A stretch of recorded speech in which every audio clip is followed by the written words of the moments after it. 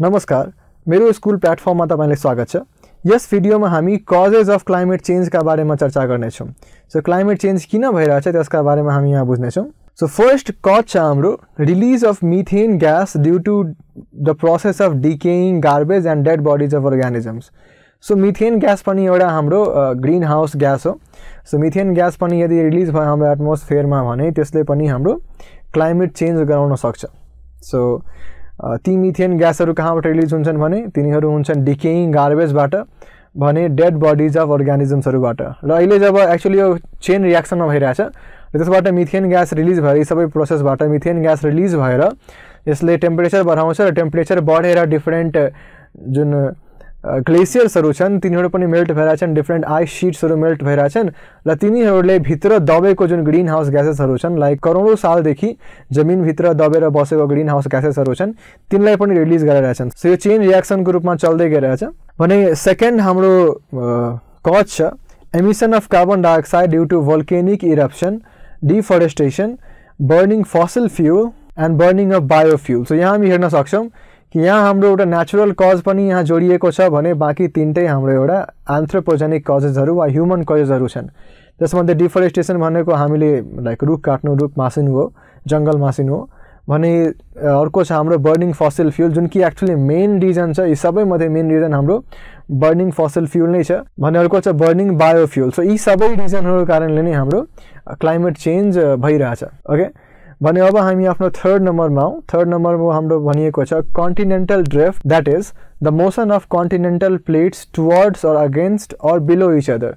So continental ड्रिफ्टहरूको कारणले पनि हाम्रो क्लाइमेट चेन्ज जुन छ डिफ्रेन्ट ठाउँमा, ओके यो ग्लोबल वार्मिङ फेरि यो कज होइन तर डिफ्रेन्ट ठाउँमा क्लाइमेट चेन्ज हुनमा कन्टिनेन्टल ड्रिफ्टले पनि एउटा भूमिका खेलेको हुन्छ। कन्टिनेन्टल ड्रिफ्ट भन्दाखेरि तपाईँ बुझ्नु भएको छैन भने हाम्रो जुन नेपाल छ त्यो नेपाल एक्चुअली एउटा टेक्टोनिक प्लेटमा छ। यहाँ कन्टिनेन्टल प्लेट भन्दा पनि राम्ररी हामी टेक्टोनिक प्लेट भन्न सक्छौँ। हाम्रो नेपाल, इन्डिया र जति पनि हाम्रो इन्डियन सब कन्टिनेन्ट छ त्यो हाम्रो इन्डियन टेक्टोनिक प्लेटमा छ। यो प्लेटको नाम नै इन्डियन छ। हाम्रो नेपाल पनि यही माथि छ भने माथि एउटा धेरै ठुलो हामी भन्ने एउटा प्लेट छ जुन छ हाम्रो युरेसियन प्लेट। नामले नै क्लियर छ, यसमा युरोप र एसिया दुवै आउँछन् त्यस कारणले यसलाई युरेसियन प्लेट भनिएको छ। सो यहाँ भइ के रहेछ कि हाम्रो जुन इन्डियन सब कन्टिनेन्ट छ यो बिस्तारै आफूलाई युरेसियन प्लेटसँग यसरी धकेलिरहेछ र यसको कारणले नै यहाँ हाम्रो हिमालयन बन्न पुगेछ र यस कारणले नै हाम्रो जुन हिमालयन क्षेत्र छ र इभन यहाँ भएका डिफ्रेन्ट सिटिजहरू छन् जस्तै काठमाडौँ, पोखरा र अझै पनि डिफ्रेन्ट सिटिजहरू छन् तिनीहरू भूकम्पको खतरामा सधैँ पनि हुन्छन् किनभने यहाँ जहिले पनि टेन्सन हुँदै गर्छ लाइक इन्डियन प्लेट युरेसियन प्लेटलाई धकेलि नै रहेको हुन्छ। सो यस कारणले क्लाइमेट चेन्ज कसरी हुन्छ त? क्लाइमेट चेन्ज किन हुन्छ त्यो बुझ्नको लागि हामी यो इन्डियन प्लेट आयो कहाँबाट त्यो बुझ्नुपर्छ।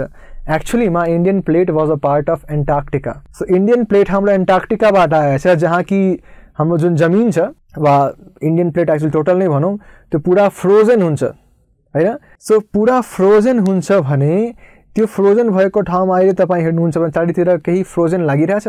तपाईँ कहीँ पनि अहिले कुनै फ्रोजन ठाउँ भेट्न पाउनुहुन्न तराईमा वा पुरा इन्डियामा नै, किनभने त्यसको अब पुरा क्लाइमेट नै चेन्ज भइसकेछ। सो यसरी हामी हेरौँ कि यो प्लेट हाम्रो एन्टार्क्टिकामा हुँदा धेरै चिसो थियो तर अहिले आएर अलि तातो भएको छ। सो यो पनि हाम्रो क्लाइमेट चेन्जको रिजन हुनसक्छ त्यो ठाउँमा मात्रै, फेरि यो ठाउँमा मात्रै, अरू कुनै ठाउँमा होइन। ओके भने चौथो पोइन्ट छ हाम्रो mountain formation is also one of the causes of climatic change. फेरि क्लाइमेट चेन्ज हुनको अर्को रिजन यहाँ माउन्टेन फर्मेसन पनि छ। फेरि माउन्टेन फर्मेसन कसरी हुन्छ त्यो कुरा पनि हामी यहाँ बुझ्यौँ कि इन्डियन प्लेटले यसरी युरेसियन प्लेटलाई धकेलिरहेछ। सो एउटा प्लेट यसरी माथि उठेर हिमालयन बनाइदिएछ र एक्चुअलीमा हाम्रो युरेसियन प्लेट यसरी माथि उठेर हिमालयन बनाएको छ। सो जुन हिमालयन छ त्यो यदि फर्मेसन भयो त्यस कारणले अब यस क्षेत्रको क्लाइमेट नै चेन्ज भएछ। यहाँसम्म कि यहाँ माथिको जुन क्षेत्र छ तिब्बतन प्लाटुको क्षेत्र त्यहाँको पनि क्लाइमेट नै पुरा चेन्ज भएको छ। सो यसरी हामीले बुझ्यौँ कि माउन्टेन फर्मेसनको कारणले पनि क्लाइमेट चेन्ज हुनसक्छ तर यी सबै कजेसहरू like millions and billions of इयर्समा हुन्छन्, यो एकैचोटिमा हुने कजेसहरू होइनन्। ओके सो माथिका यी burning fossil fuel and burning बायोफ्युल्सहरू जति पनि थिए यी सबै एकछिनमै क्लाइमेट चेन्ज गराउन वा केही 100 सालमै केही 1000 सालमै क्लाइमेट चेन्ज गराउन जतिको पावरफुल छन् तर बाँकी यी लाइक यो माउन्टेन फर्मेसन एन्ड कन्टिनेन्टल ड्रिफ्ट्सहरू तिनीहरू मिलियन्स अफ इयर्स लगाउँछन् क्लाइमेट चेन्ज गराउनमा। सो हामीले यहाँ डिफ्रेन्ट कजेस अफ क्लाइमेट चेन्जका बारेमा बुझ्यौँ। अब हामी नेक्स्ट भिडियोमा डिफ्रेन्ट इम्प्याक्ट्स अफ क्लाइमेट चेन्जका बारेमा बुझौँ।